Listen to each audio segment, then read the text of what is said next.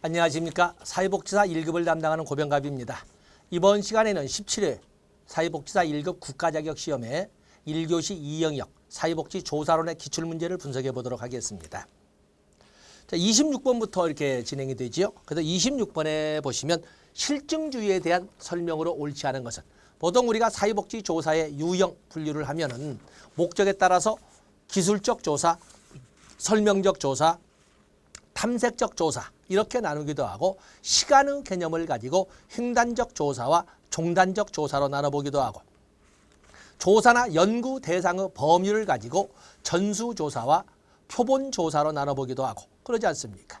그런가 하면은 연구 결과의 일반화 가능성이나 연구 결과의 수량화 가능성 여부를 가지고 일반화나 수량화가 가능하다고 하는 것은 양적 조사 실증주의적 접근이라 하고, 연구 결과를 일반화할 수 없고 또 수량화할 수 없는 경우에는 해석주의, 그 의미의 해석이기 때문에 해석주의적 접근이라고 하는 것입니다. 그렇기 때문에 문제는 실증주의라고 나와 있지만 결국에 양적 연구나 양적 조사의 특징을 가지고 출제한 문제라고 볼 수가 있습니다. 양적 연구나 양적 조사와 같은 특징은 모든 연구마다 동일한 도구를 사용을 합니다. 동일한 도구를 사용하기 때문에 연구 결과를 일반화할 수 있고 객관화할 수 있고 보편화할 수 있습니다. 자, 그런 관점으로 보겠습니다. 그에 비해서 해석주의적 접근이라고는 질적 연구나 질적 조사는 연구마다 각기 다른 도구를 사용하니까 연구의 결과는 단지 그 연구만 의미를 부여받는 것이지 일반화할 수 없고, 또 이 실증주의적, 해석주의적 접근은 그 결과를 수량화할 수가 없는 경우에 해석적 방법으로 진행이 되는 것을 말합니다. 한번 보겠습니다. 실증주의. 인간 행위를 예측할 수 있는 확률적 법칙을 강조한다. 확률적 법칙을 강조한다. 물론 이 확률이라는 것은 이게 단정적, 절대적인 것은 아닙니다. 단정적 확률은 아니지만 그래도 어느 정도의 확률을 가지고 있다라고 하는 이런 확률적 법칙을 강조한다. 중요 표시하시고. 과학과 비과학을 철저히 구분하려고 한다. 과학이라고 하는 것은 뭐라고 그랬어요? 어느 누가 보고 어느 누가 들어도 고개를 끄덕거리게끔 해주는 것을 과학이라고, 그러지 못하는 것은 비과학이라고 합니다. 그렇기 때문에 양적 연구, 실증주의적 접근, 보편적 접근은 바로 과학화가 이루어졌다라고 하는 데 비해서 개별화된 해석만이 존재할 수밖에 없는 질적 연구는 과학화가 어렵다라고, 이렇게 과학화가 아니라고 하지는 않지만 과학화가 어렵다라고 합니다. 철저히 구분한 것은 실증주의적 접근, 양적 연구고, 관찰 결과의 일반화 가능성을 강조한다. 그리고 연구 결과를 잠정적 지식으로 간주한다. 사유적 행동을 행위자의 입장에서 이해하고자 하는 것은 해석주의적 접근이 되겠습니다. 답은 5번이 되겠어요. 27번에 보시면 인과 관계를 성립시키기 위한 요건에 해당되는 것을 모두 고르면, 자, 여기는 인과관계를 성립시키는 요건을 보면은 여러 가지가 있는데, 인과관계가 뭐예요? 원인과 결과의 관계. 인과관계는 반드시 시간적 선후가 있지 않습니까? 우리가 변수의 관계로 설명을 해보면 원인 변수, 독립 변수를 말하고, 결과 변수, 바로 종속 변수를 말하지 않습니까? 또 투입 변수, 독립 변수를 말하는 것이고, 산출 변수, 종속 변수를 말하는 거죠. 두 변인 간의 관계를 규명하는 것을 인과관계 규명이라고 이렇게 합니다. 자, 여기는 해당 독립 변수가 종속 변수를 시간적으로 앞세워야 된다. 시간적 선행성. 시간적 선행성입니다. 바로 이것을 조작이라고 합니다. 그래서 실험 연구에서 반드시 지켜야 할 3대 전제 조건의 첫 번째가 시간적 선행성 조작이 필요합니다. 독립 변수는, 원인 변수는, 종속 변수인 결과 변수가 반드시 앞에 있어야 됩니다. 다음에 두 번째가 공변성. 독립 변수가 가미가 되면 종속 변수의 즉 변화가 꼭 나타나야 됩니다. 이것을 비교라고 합니다. 변화가 나타나지 않으면 실험의 취소가 돼야 되고 무효가 됩니다. 다음에 경쟁가설 배제 진실성이라고 하는데, 실험 연구는 독립 변수를 가미했을 때 어떤 변화가 나타나는가를 알아보기 위한 독립 변수의 존재성을 확인하고자 하는 거거든요. 바로 이 때문에 독립 변수 외의 기타 변수는 모조리 제거시켜야 한다는 조건을 가지고 있는데, 그래야 진실한 독립 변수의 존재성을 확인해 볼 수 있다는 것입니다. 그걸 통제라고 합니다. 자, 여기 보면 독립변수와 종속변수가 일정한 방식으로 같이 변해야 된다. 이 같이란 말의 해석이 문장을 이쁘게 못 썼습니다. 독립변수가 가미가 되면 종속변수는 반드시 나타나야 된다. 변화가 거기 있어야 된다. 공변성. 독립변수와 종속변수 관계가 허위적 관계가 되지 않도록 허위적 관계를 이야기하는 변수, 위생변수는 모조리 가능한 한 최대한 제거되어야 한다라고 설명을 합니다. 허위적 관계가 이어서는 아니 된다. 답은 기억번, 니은번, 답은 2번이 되겠어요. 28번에 보시면 유적 다당도와 내적 다당도에 관한 설명으로 옳지 않은 것은 유적 다당도와 내적 다당도에 관한 설명. 자, 유적 다당도라고 하는 것은 연구 결과의 일반화 가능성. 우리가 국어처럼 온다면 다른 경우나 현장에서 써먹을 수 있느냐를 알아보는 것을 일반화 가능성이라고 해서 유적 다당도라고 하고, 내적 다당도라고 하는 것은 실험의 본질적인 것을 얼마나 알아보느냐. 실험은 뭐야? 실험을 했을 때 어떤 변화가 나타나느냐. 어떤 처방이나 처치를 때 어떤 변화가 나타나느냐. 변수로 본다면 독립변이를 가미했을 때 어떤 종속변수가 나타나느냐를 알아보는 것을 실험이라고 합니다. 바로 그것을 얼마나 제대로 알아봤느냐를 내적 다당도라고 합니다. 사전 검사의 실시가 내적 다당도에 부정적으로 영향을 미칠 수가 있다. 바로 이거 바로 우리가 내적 다당도 저해 요인을 보면 내적 다당도 저해는 우연한 사건의 발생인 역사나 시간의 흐름으로 인한 독립변수의 영향 왜곡인 성숙이나 아니면 사전 검사나 많은 모의고사, 많은 문제풀이 등을 통해서 배워서 하는 것이 아니라 감으로 좀 알게끔 만들어준 이런 검사 효과. 바로 지금 여기는 검사 효과, 사전 검사 실시가 본 검사에 영향을 미칠 수가 있는 검사 효과를 말합니다. 부정적 영향, 즉 내적 다당도 저해인으로 검사 효과가 있다라고 설명할 수가 있습니다. 내적 다당도를 높이는 중요한 전략 중에 하나는 연구를 반복적으로 실시하여 결과를 축적하는 것이다. 그렇습니다. 내적 다당도를 이렇게 하는 겁니다. 내적 다당도가 높으면 유적 다당도 또한 높다. 뭐 답은 3번이군요. 언제나 제가 강조를 할 적에 내적 다당도와 유적 다당도는 반비례 관계에 있다라고 제 표현으로 바꿔서 설명을 합니다. 내적 다당도가 높다는 것은 시간적 선행성이나 아니면 공변성은 당연하고, 그리고 독립변수 이외에 기타 변수는 가능한 한 모조리 제거되어야 하는 통제가 있어야 됩니다. 내적 다당도가 높다는 것은 통제가 완벽하다는 건데, 문제는 독립변수 이외에 다른 변수가 모조리 제거된 실험은 다른 경우나 현장에서 써먹을 수 없습니다. 일반화 가능성이 없다 볼 수 있습니다. 그래서 내적 다당도와 유적 다당도는 반비례 관계다. 답은 3번이 되겠어요.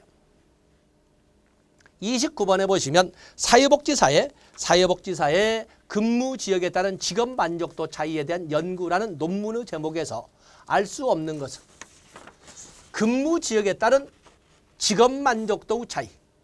자, 근무 지역이라고 하는 것은 독립변수. 우리가 보면 오늘날 보통 대도시에 가까우면 1시간 반 정도는 기본 출퇴근 거리에서 직주 간의 거리만 가지고도 하루에 3시간을 최소한 소비하게 된다. 그 정도는 아무것도 아닌 거지요.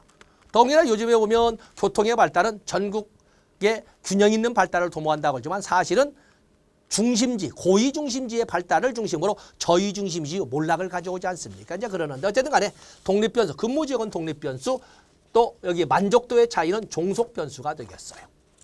통제변수가 이렇게 나와 있는데 통제변수, 근무지역과 직업 만족도 차이 말고는 나온 것이 없는데 통제변수는 없죠. 분석 단위, 근무지역이 어디냐, 그리고 직업이 무엇이냐, 또 만족도를 어느 정도로 양으로 보느냐, 질로 보느냐, 이런 분석 단위가 있고 독립변수의 측정 수준 좋습니다. 통제변수는 전혀 언급을 하지 않고 있습니다.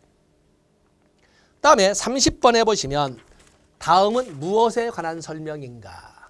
가만히 보니까 커트만 척도, 서스턴 척도, 니커트, 보가드, 의미 차이 척도. 자, 우리가 척도에는 여러분 알다시피 척도에는 명목 척도, 서열 척도, 동간 척도, 비율 척도가 있습니다.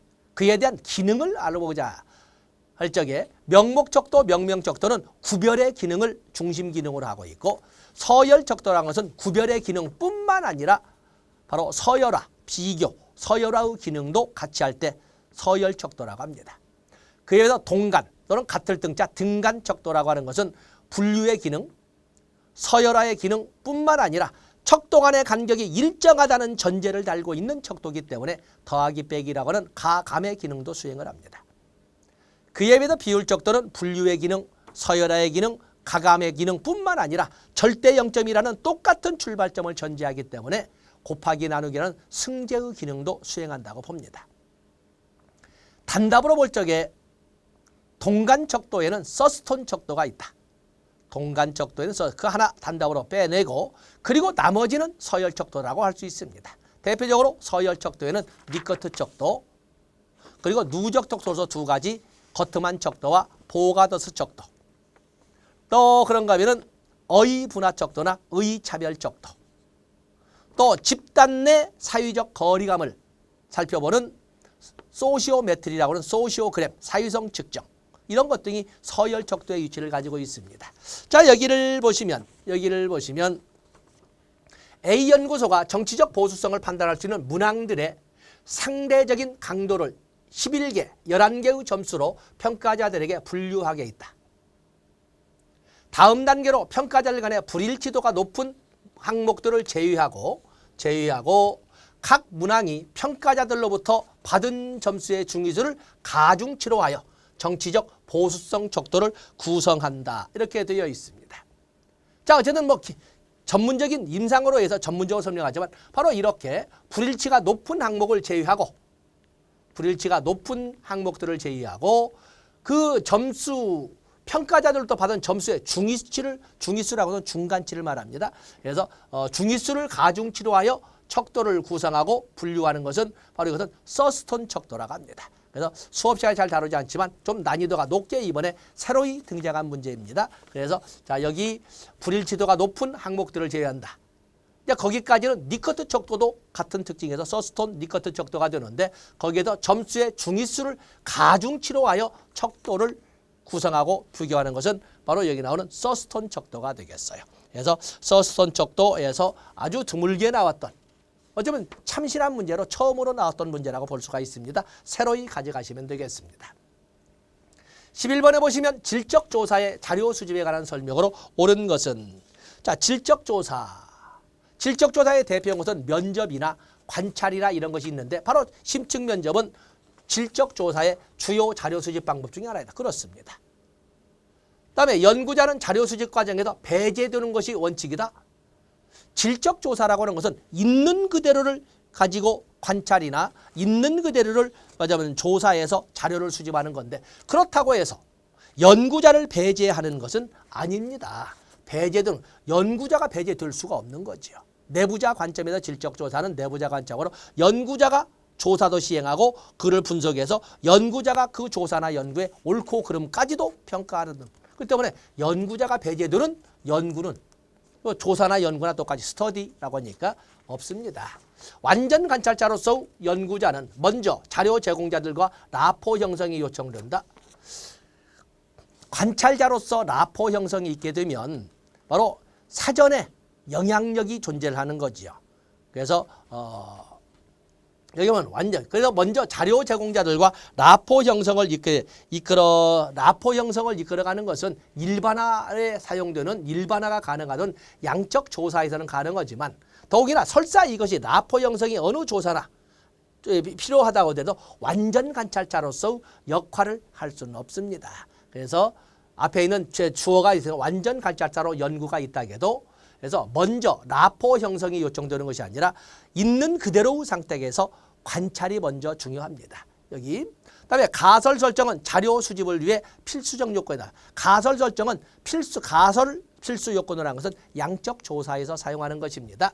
표준화된 측정 도구를 갖춰야 질적 조사는 양적 조사와는 달리 해석주의적 접근은 실정주의적 접근과는 달리 연구마다 각기 다른 도구를 사용을 합니다. 표준화된 도구를 사용한 것은 양적 조사나 양적 연구, 실증주의적 접근입니다. 이것은 답은 1번이 되겠어요.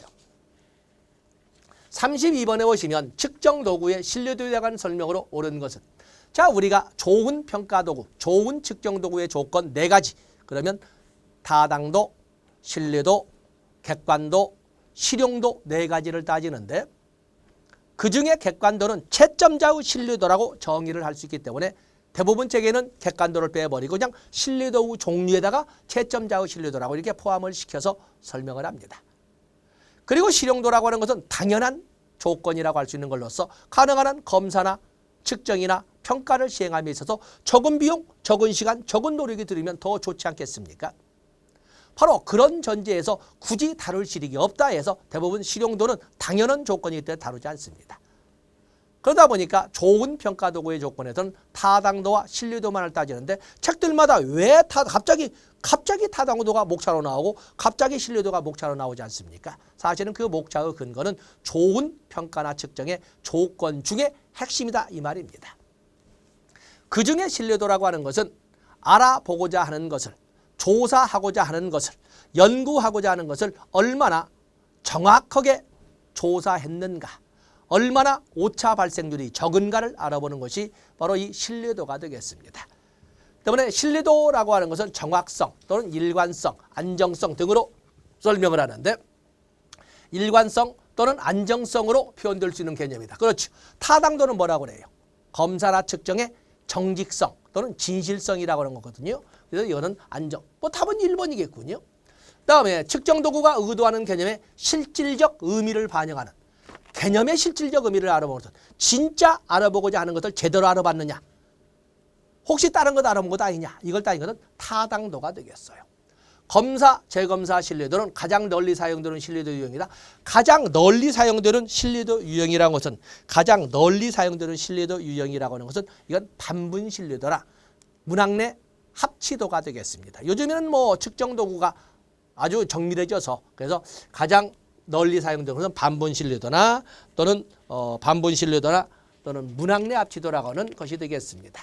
사회적 바람직성 평양은 신뢰도를 낮추는 주요 요인이다. 사회적으로 바람직한 쪽으로 치우치는 것은 신뢰도를 높이는 것에 하나가 되겠죠. 그러지 않습니까? 사회적 바람직성, 이게 단어. 사회적으로 바람직한 방향으로 이렇게 편중되어 가는 것은 사회 통념의 대부분이 바람직하다는 것은 사회 구성원의 절반 이상은 그쪽으로 치우쳤다고 하기 때문에 오히려 신뢰도를 높이는 방법이 되겠습니다.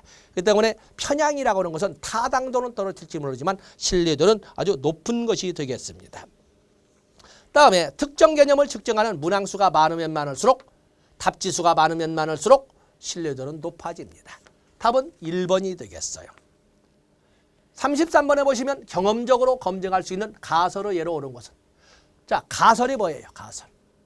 가설이라고 하는 것은 두 변인 간의 관계를 통해서 내릴 수 있는 잠정적 결론을 말합니다.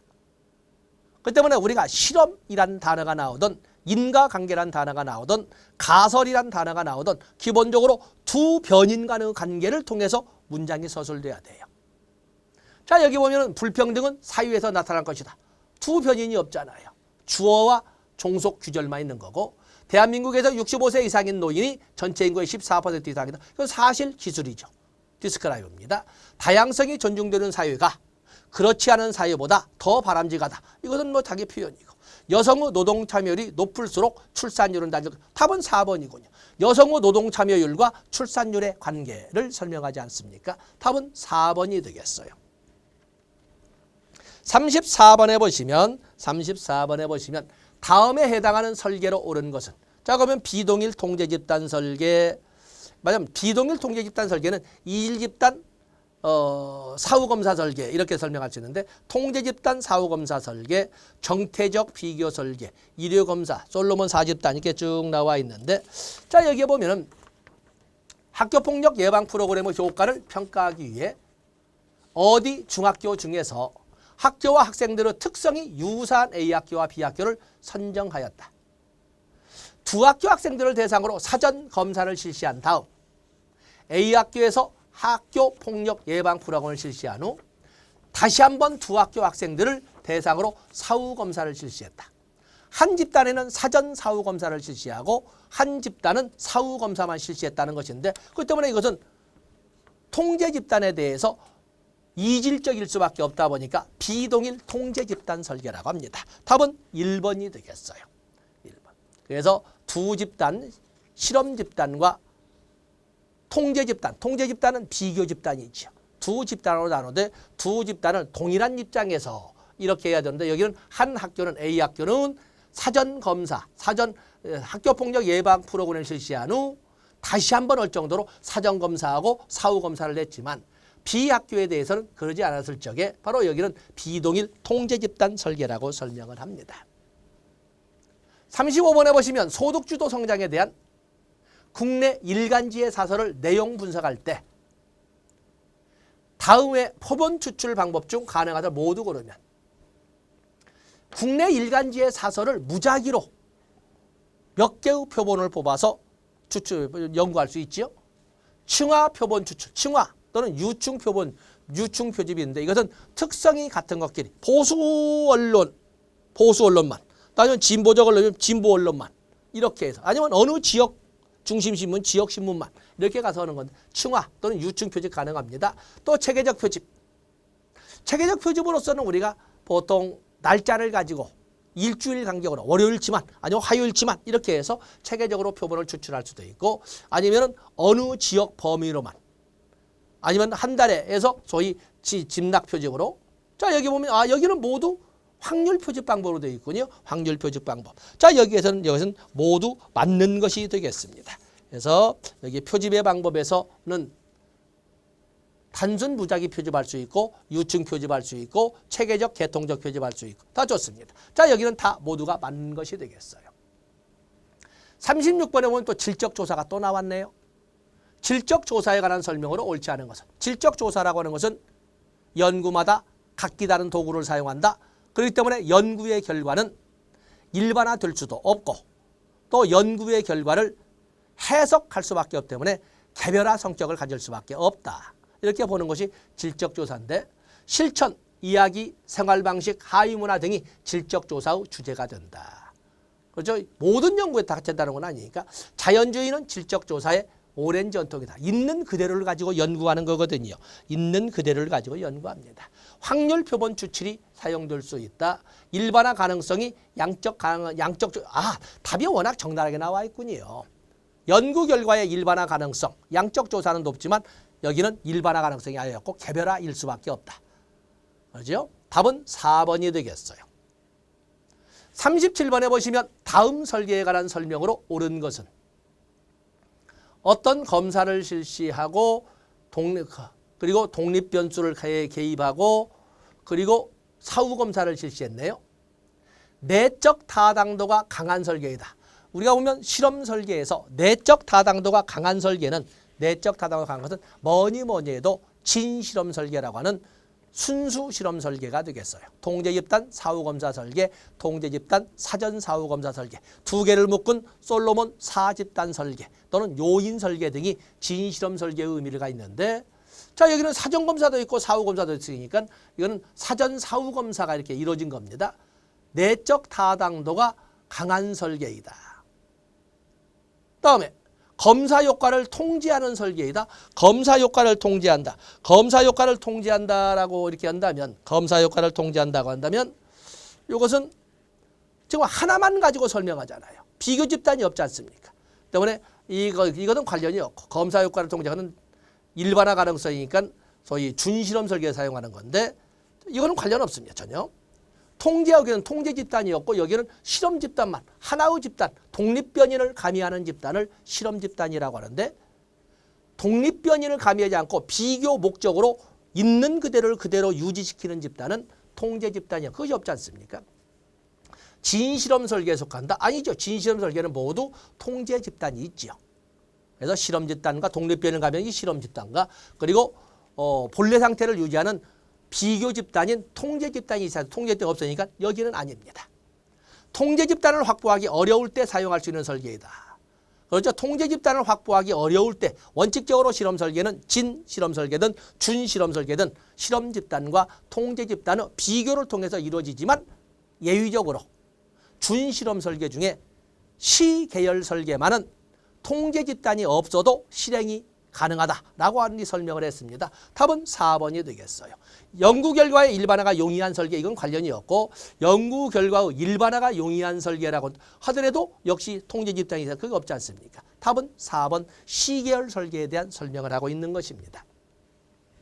38번에 보시면 또래 관계 증진 프로그램이 결혼 이민자 가정 자녀들의 자아 정체감에 미치는 영향을 평가하는 연구를 실시하고자 한다. 이때 자아 정체감의 차이를 불러올 수 있는 부모의 사유 경제적 지위는 무엇에 해당되는가?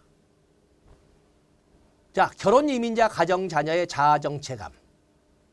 이때 자아 정체감의 차이를 불러올 수 있는 부모의 사유 경제적 지위는 뭐인가? 우리가 변수로 이렇게 좀 변수 나왔지 않습니까? 변수를 볼 때 영향력을 행사하는 독립 변수, 즉 원인 변수이자 투입 변수의 독립 변수와 그로 인하여 나타나는 이런 변화라고 하는 종속 변수 또는 결과 변수, 산출 변수가 이렇게 있습니다. 그 이외에 실질적인 관계가 아님에도 불구하고 관계가 있는 것처럼 보여주는 위생 변수 등으로 나눠볼 수가 있습니다.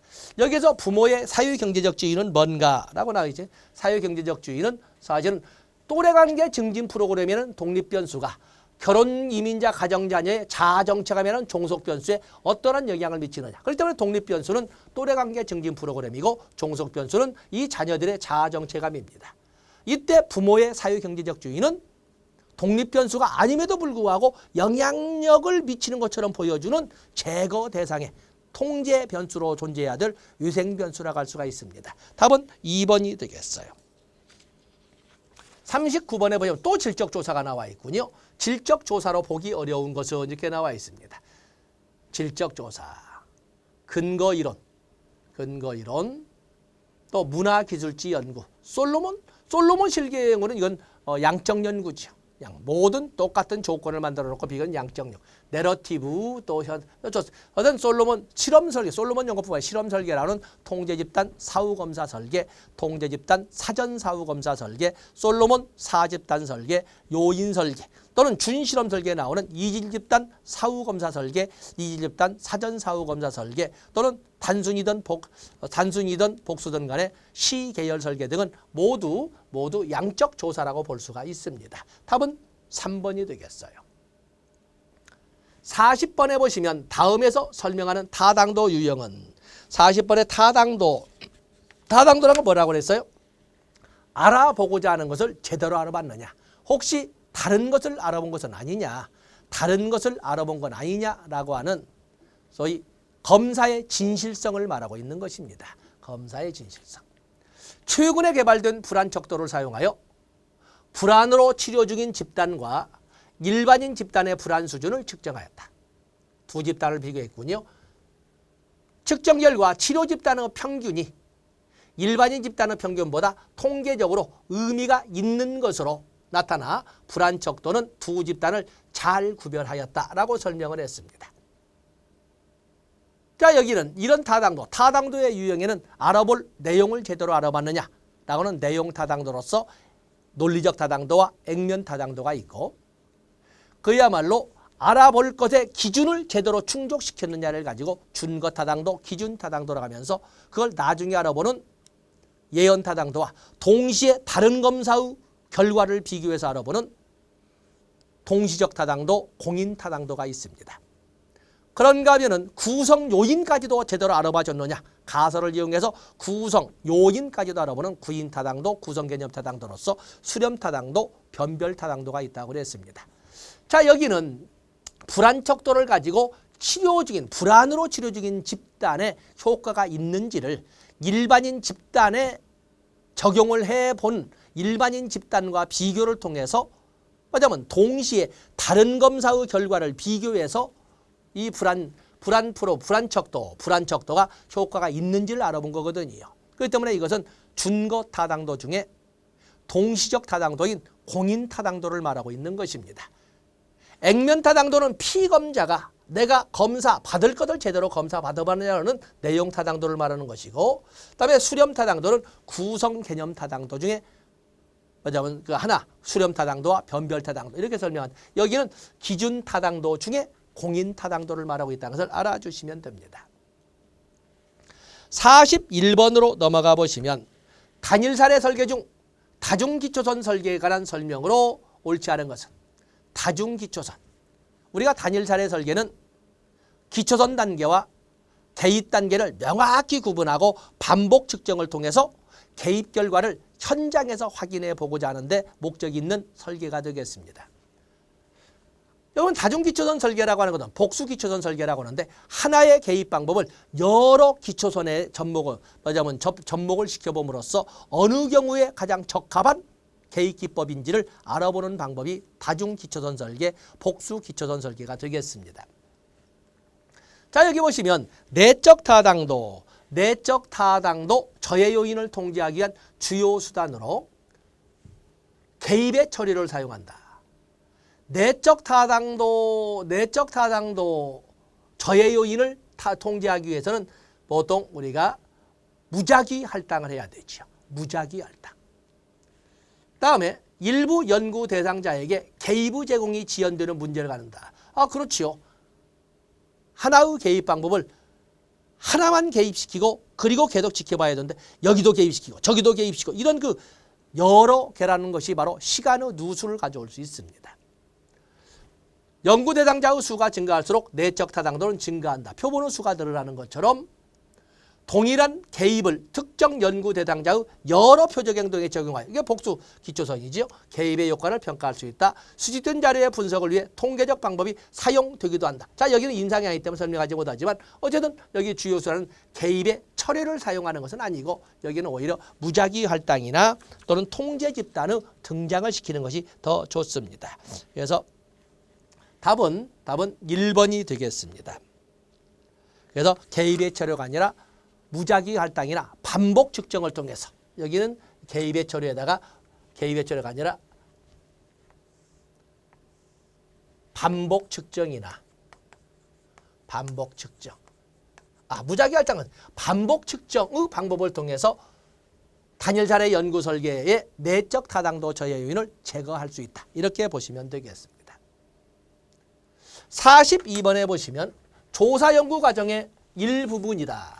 이를 올바르게 나열하는 것은 나열한 과정을 나열하고 이렇게 되어 있군요. 자, 대학생들의 전공에 따라 다문화 수용성이 다를 것이다 라는 가설을 설정한다. 이거 가설 설정이군요. 가설을 설정한다. 자료를 수집한다. 또 선행 연구를 고찰한다. 그다음에 설문지를 작성한다. 이렇게 되어 있네요. 보통 우리가 연구의 과정을 이렇게 우리가 설명을 해보면 연구의 과정을 보면 연구 문제가 설정이 되면 가설을 설정하고 가설을 검증하기 위한 자료 수집 각본을 짜게 됩니다. 그걸 조사 설계라고 그러죠. 그거에 의해서 자료를 수집하고 그리고 수집된 자료를 분석해서 조사의 공공성에 의한 보고서를 작성하면 됩니다. 바로 이제 그런 과정인데 자, 여기에 보면은 어떤 문제가 인식이 되고 문제가 인식이나 주제가 선정이 되면 이거에 의해서 가설을 설정하는데 가설 설정에 앞서서 여기에 선행 연구가 있습니다.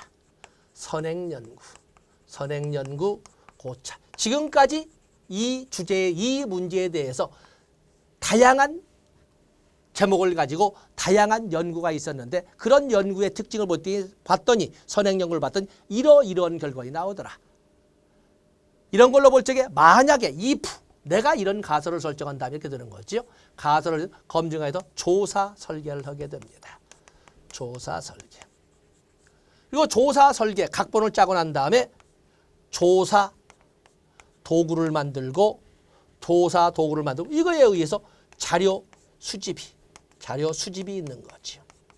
바로 이 과정이 이 조사 도구의 설문지 작성은 바로 거기에 해당이 되는 겁니다. 그리고 수집된 자료를 분석해서 보고서를 작성하는 절차로 이루어져 있습니다. 바로 그것처럼 여기에는 가설 설정, 자료 수집, 선행 연구 고찰, 선행 연구 고찰, 설문지 작성이니까 여기는 먼저 문제가 인식되면 선행 연구를 고찰해서 가설을 설정하고 디귿번, 기억번, 4번, 5번이군요. 그리고 나서 자료 수집 도구를 만들어서 니을번, 답은 5번이 되겠어요. 그래서 접근해 주시면 됩니다. 43번에 보시면 사회보장교육을 수립하기 위해 포함될 수 있는 조사를 모두 고른 것은 지역사회 보장교육을 수립하기 위해 포함될 수 있는 조사. 자, 지역사회 보장 계획을 수립하기 위해서는 시군구로 본다면 시장군수 구청장은 이해관계인의 의견을 청취한 후 시군구 계획을 수립하고 지역사회 보장협의체의 심의를 거쳐 시군구 의회에 보고한 후 시도지사에게 제출하는 절차로 법으로 정해져 있습니다. 이 절차는 반드시 지켜야 되는 거죠. 자, 그러면 지방자치단체장의 정책 공약 관련 자료의 내용 분석, 지역 주민의 욕구 파악을 위한 서베이, 복지 전문가 대상 초점 집단 면접, 질적 자료를 위한 구청 업무 담당자의 심층 면접.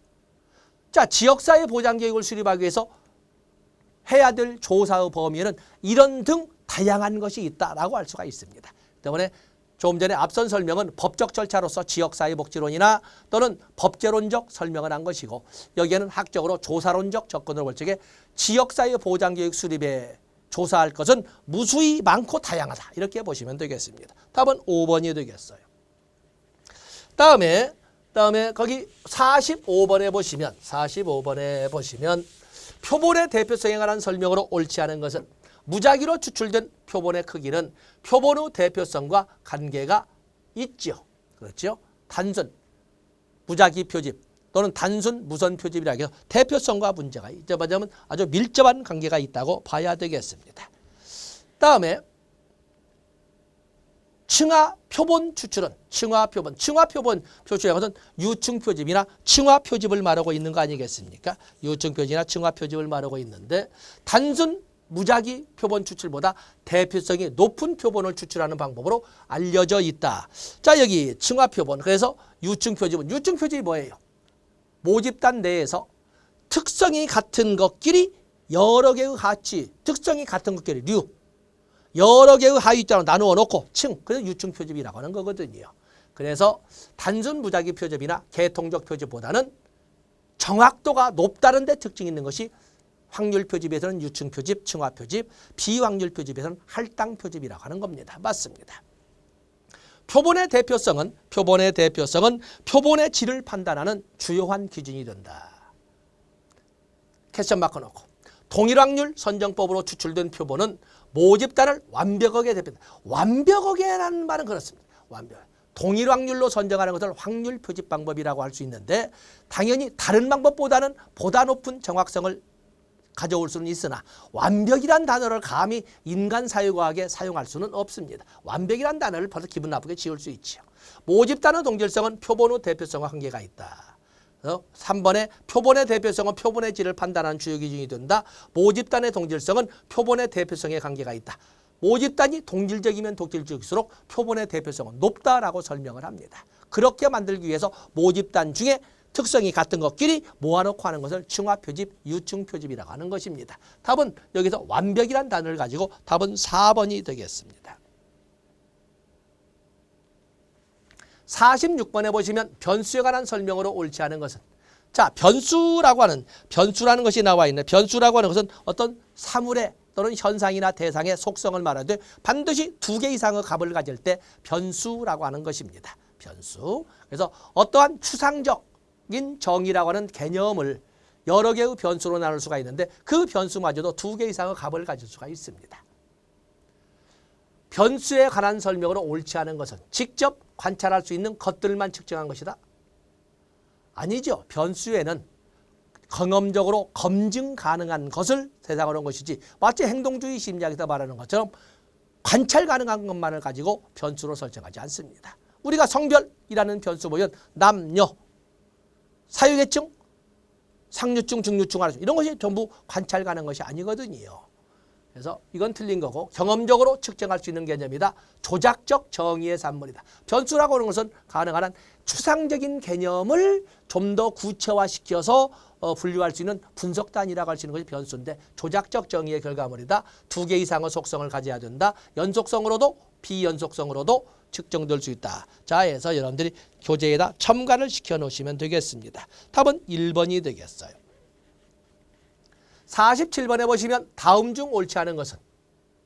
우편설문, 실험설계, 관찰, 비반응성 자료 수집, 대인면접설문이 이렇게 쭉 나와 있는데 옳지 않은 우편설문, 원래 표본으로 추출된 응답자가 응답하지 않을 수도 있다. 그렇죠. 반송봉투로 반송을 왔는데 그 응답을 정작 응답자가 했는지 그냥 다른 친구가 대충 써서 보냈는지 반응의 진실성을 알 수가 없어요. 실험설계 개입을 제공하기 전에는 종속 변수의 측정이 사실상 불가능하다. 아니죠. 개입, 독립 변수를 가미하기 전에도 어느 정도 가능합니다. 단지 그 가능하다고 하는 것을 좀 더 과학화시키기 위해서 어느 누구나 고개를 끄덕거리게끔 하기 위해서 여기처럼 실험 설계를 현실화시키는 겁니다. 못할 바는 아니지만은 그것을 과학화하기 위해서 하는 겁니다. 관찰, 비언어적 자료 수집이 가능하다. 비반응성 자료 수집, 반응성 오류, 그래서 연구 대상의 반응성 오류를 피할 수 있다. 대인 면접, 방문 조사원에 의해 보충적 자료가 수집 가능. 뭐 답은 뭐 여기서든 당연히 2번 종속 변수의 특징이 사실상 불가능. 가능하지만 보다 정확성을 높이기 위해 아니면 보다 넓은 과학성을 확보하기 위해서 실험 설계를 하는 것입니다. 48번에 보시면 측정의 4등급 사례 가능한 통계 분석의 연결이 옳지 않은 것은 명목 등급, 명목 등급이라는 명목이라고는 구별의 기능을 하는데 베이붐 세대인지 아닌지 63년생에서부터 53년생에서 55년생에서 63년생인지 아닌지 뭐 이렇게 하는 분류, 백분율, 서열 등급 A, B, C 학점이나 또는 석차나 서열 등급은 최빈치, 등간 또는 동간 등급, 온도 또는 지능지수 중간값으로 계산한다. 자, 이것은 통계학에도 좀 깊이 들어갔군요. 비율 등급, 시험 점수, 비율 등급, 시험 점수, 산술 평균은 이것은 서열 등급입니다. 산술 평균은 서열 등급. 다음에 명목 등급, 성별, 배분 세대 여부, 성별, 흡연 여부, 교차부. 자, 좀 문제가 복잡하게 되어 있습니다. 어쨌든 산술 평균이라고 하는 것은 산술 평균은 이것은 서열 등급에 또는 서열적, 맞으면 서열적 이 산술 평균은 서열이 아니라 등간 등급에 해당이 됩니다. 그래서 산술 평균을 기준으로 하여 이렇게 나가기 때문에 여기는 등간 등급에 해당이 된다. 이게 뭐 답은 4번이 되겠어요. 49번에 보시면 표본 추출 과정을 올바르게 나열한 것은 표본 추출 과정이 나와 있군요. 아주 드물게 다뤄지, 아주 참 오래간만이 아니라 아주 드물게 나오는 문제가 되겠습니다. 그래서 표집을 하는 과정은 처음에 모집단을 선정하고 모집단, 서울시민 전체 모집단을 선정하고 그리고 나서 모집단을 어떻게 모집단 표본을 추출할 것인가 표집틀을 결정을 합니다. 주민등본에서 한 주민명부에서 표집틀이 결정되고 나면 이제는 표집틀이 결정되고 나면 표집 방법 어떻게 표집을 할 것인가 표집 방법을 단순 무선 표집을 할 것인가 계통적 표집을 할 것인가 아니면은 유층 표집을 할 것인가 그리고 나서 표집의 표집 크기를 결정하지요. 그리고 나서 표집을 하는 것입니다. 자, 이런 과정으로 설명하시면 되겠지. 당연히 기억번이 먼저 모집단 확정이 먼저 나와야 되지 않겠습니까? 모집단. 뭐 답은 뭐 1번, 2번이네. 모집단이 나와야 그 다음에 표집틀이 나오지요. 뭐 답은 2번이네. 뭐 표집틀. 그리고 표집틀이 결정되면 표집 방법, 표본의 크기, 그리고 표집. 그대로 나와 있군요. 그대로. 그래서 기억번, 미음번, 방법 크기, 리을번, 니은번. 그렇죠. 답은 2번이 되겠어요. 다음에 마지막 문제로 가면 측정 및 거기에 보면 측정 및 것이 나와 있는데 측정 및 측정 도구에 대한 설명을 오는 것은 측정 도구를 개발하기 위하여 조작화가 요구된다. 문화적 편견은 측정에 무작위 오류를 발생시킨다. 측정의 오류에는 체계적 오류와 비체계적 오류가 있는데 비체계적 오류를 무작위 오류라고 합니다. 편향이라고 하는 것은 일정한 경향성을 가지고 오차를 보여주는 체계적 오류입니다. 그렇기 때문에 이건 틀린 거죠. 문화적 편견이라고 하는 것은 기독교 문화권, 이슬람 문화권 등등에 보면 그런 그 문화적 이런 세계에 대한 이런 그 편견은 체계적 오류를 정형화된 어떤 경향성을 보인 오류를 보여줍니다. 니은번들은 다 틀린 거지. 니은번. 뭐 답은 3번이군요. 니커트 척도는 서열 척도다. 서스톤 척도는 동간 척도, 나머지는 서열 척도인데 대표적으로 니커트 척도, 거트만 척도, 보가더 척도, 소시오메트리 또는 어휘분화 척도 등을 들고 있습니다. 수능시험은 대학에서의 학업 능력을 예비적으로 파악하는 측정 도구이다. 뭐 이건 뭐 설명할 것이 없군요. 설사 니 1번이 아니라 기억 디귿번이 1번에 있고 니은번은 결코 들어갈 수가 없으니까 니은번이 그럼 더욱이나 1번에 니은번이 들어갈 거 답은 3번이 되겠어요. 많은 분들이 1교시에서 조사론에 대한 부담감을 많이 가지고 있는데 너무 많이 가져가려고 사실 제 덕분에도 이렇게 해서 뭘 못합니다만 우리가 제야에서 전투형으로 시험 공부를 한다면 조사를 너무 많이 가져가려고 하지 마시고 우리가 기출문제에 설명한 정도로 그런 정도의 범위에서 제가 지금 이 설명을 하면서도 이 50문제를 다 풀어줘야 하느냐의 문제까지가 등장할 정도로 다도 아닙니다. 한 40개 정도만 가져가는. 안 보이면 버리세요. 과감하게. 그렇게 해서 여러분들이 고득점을 할 수 있는 그런 전략을 짜주시면 됩니다. 자, 17회 기출문제에서는 이렇게 1교시 2영역 이렇게 이 정도에서 이런 문제가 나왔었다. 그런데 1교시 2영역인 조사론에서는 이런 영역의 그 영역에서 계속 반복되는 특질을 가지고 있거든요. 그래서 조사론은 인행사는 그 옆에도 찾아보지만 조사론은 바로 출제된 기출문제를 가지고 접근하시면 큰 도움이 되리라고 봅니다. 그래서 시간이 없으시면 한 5개년도 기출문제만 분석을 해서 들어가시면 여러분들 충분히 다른 과목에도 점수 빌려오지 않습니다. 여기까지 하겠습니다. 고맙습니다.